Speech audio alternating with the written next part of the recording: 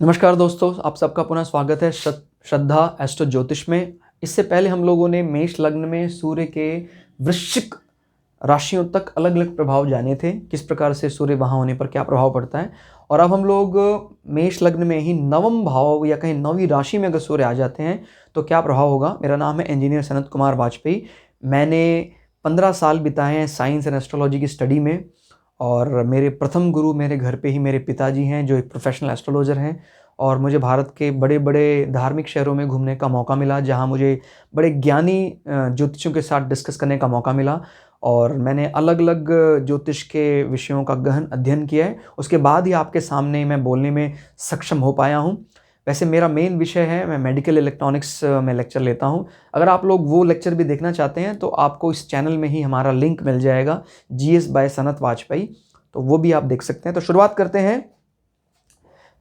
सूर्य अगर 9वें भाव में बैठते हैं, देखिए मेष लग्न में जो भाव है वही राशि भी है, ये बात याद रखनी है। भाव का मतलब वो घर, ये घर जैसे चौथा घर हमारे किसके लिए होता है, हमारे माँ के घर के लिए होता है, सुख के भाव के लिए होता है। इसी प्रकार से अगर हम बात करेंगे, मेष लग्न में चौथा घर चौथी राशि होता है, माने चौथी राशि माने कर्क राशि होता है। इस सब लग्नों में कर्क राशि नहीं होगी, अलग अलग बदलती जाएगी। तो ये काल पृष्ठ की कुंडली में, यानी जो सबसे पहला लग्न माना जाता है मेष लग्न, उसमें चौथे घर में ही चौथी राशि भी पड़ती। इसी प्रकार से 9वें घर में ही नौवीं राशि। नौवीं राशि कौन सी है, नवम में क्या है, ये कौन सी राशि है, मेष लग्न में नवम भाव में पड़ती है धनु राशि, या जिसको बोलते हैं सैजिटेरियस। तो यहां सैजिटेरियस में बैठे हैं सूर्य। तो देखिए सूर्य यहां पर भाग्य स्थान में बैठे हैं, और भाग्य स्थान से बैठकर ये देख रहे हैं आपके जो सुत स्थान, नॉट सुत स्थान, आपके जो भाई बंधु हैं, बंधु स्थान को देख रहे हैं। क्लियर हो गया, भाग्य स्थान से बंधु स्थान को देख रहे हैं। तो इसका सीधा अर्थ होगा आपके भाग्य का संबंध आपके भाइयों के साथ, आपकी बहनों के साथ है। और इससे हम ये भी अंदाजा लगा सकते हैं कि जब कभी भी कोई ग्रह नवम भाव में बैठता है तो नवम भाव के जो भी कारकत्व हैं, जैसे मान लीजिए नवम भाव का कारकत्व है हमारा रिसर्च वर्क, तो रिसर्च वर्क पे भी वो 4 चांद लगाता है अगर वो अच्छा ग्रह बैठा हुआ है। तो अगर आपको रिसर्च वर्क करना चाहते हैं तो वो आप कर पाएंगे, क्योंकि सूर्य अपने आप को कंफर्टेबल पाते हैं। बृहस्पति के घर में सूर्य बैठे हैं, और बृहस्पति का संबंध एजुकेशन से है, सूर्य का संबंध राजसी चीज़ों से है। और कई बार कोई मेडिकल टर्म में इसको बोले तो इसका संबंध हमारी बोन्स, हड्डियों से भी है।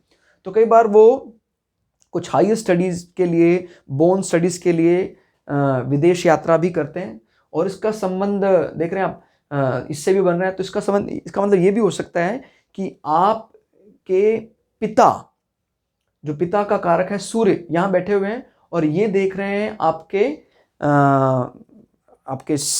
भाई बंधु को।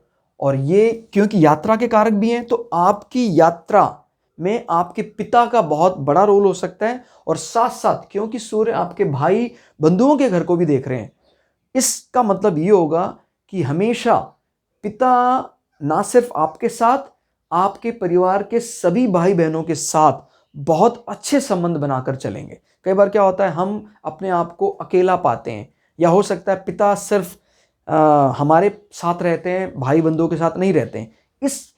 इसमें क्या हो पाएगा, इसमें उनका संबंध आपके भाई बंधुओं के साथ भी जिंदगी भर रहेगा। देखिए संबंध तो देखो हमेशा ही रहेगा, वो एक जनरल आइडिया, भी पिता हैं तो भाई बहनों के साथ संबंध क्या नहीं होगा।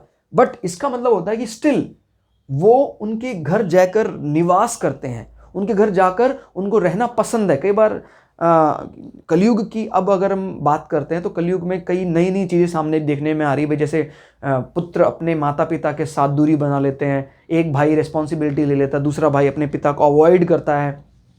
ऐसी कोई बात यहाँ दिखाई नहीं पड़ेगी। कारण क्या है, क्योंकि वो धर्म स्थान, भाग्य स्थान में बैठकर आपके भाई बंधुओं पर कड़ी नजर रखे हुए हैं। तो मतलब आपके भाई बंधु कभी पिता को लेकर कोई ऐसे डिसीजन ले पाना कि हम उनको छोड़ दें, या ऐसा कुछ नहीं होने वाला। बहुत अच्छा पिता को लेकर वो चलेगा।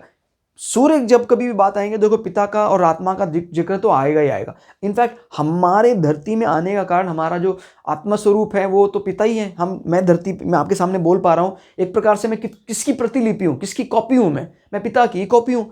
और वो आत्मिक संबंध होता है, इसलिए आत्मा और पिता का कारक सूर्य को माना जाता है।